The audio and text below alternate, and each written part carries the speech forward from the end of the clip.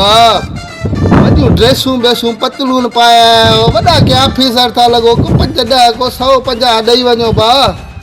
फ़कीर किथां खां आया आहियो? अबा असां वरियाम जे ॻोठ रहंदा आहियूं। वरियाम जे ॻोठ जा?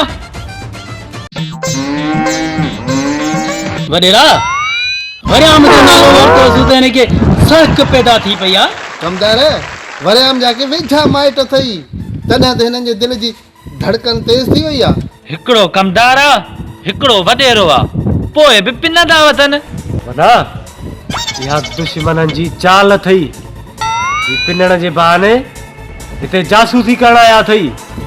जोगी पहिरियों भेरो कम वारी ॻाल्हि कई अथई वाकई ही जासूस हूंदा। अरे बाबा असां जासूस न आहियूं को पाकिस्तान मां इंडिया जी जासूसी करण कोन आया आहियूं। बकवास बंदि कयो सभु ख़बर आहे मूंखे। तोखे जे सभु ख़बर आहे त असांखां छो थो पुछी? अरे ॿधो हिननि खे ख़बर पइजी वेंदी त ही कंहिंजा माण्हू आहिनि।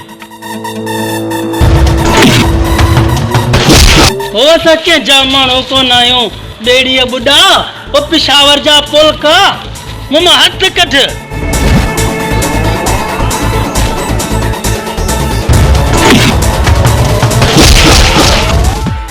जिन पचर कोन छॾींदो ऐं चवां थो त माई खे पंहिंजे माइटनि हवाले कयूं। धकर मानी धक शैतानी सुभाणे माई मरी पई त पाण आज़ार में पइजी वेंदासीं। वरियाम हिम्मत न हार अलाह चङी कंदो हिकु न हिकु ॾींहुं मसइलो हल थी ईंदो। चाचा हाणे त हिकिड़ो पल बि ॾुखियो थो गुज़रे।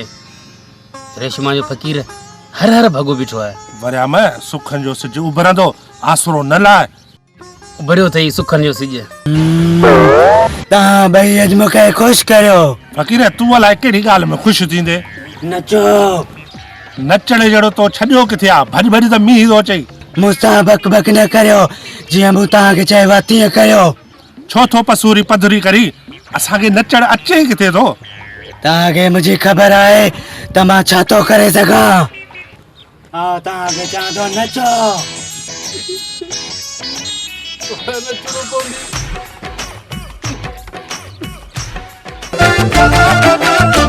मक़बूल जिगर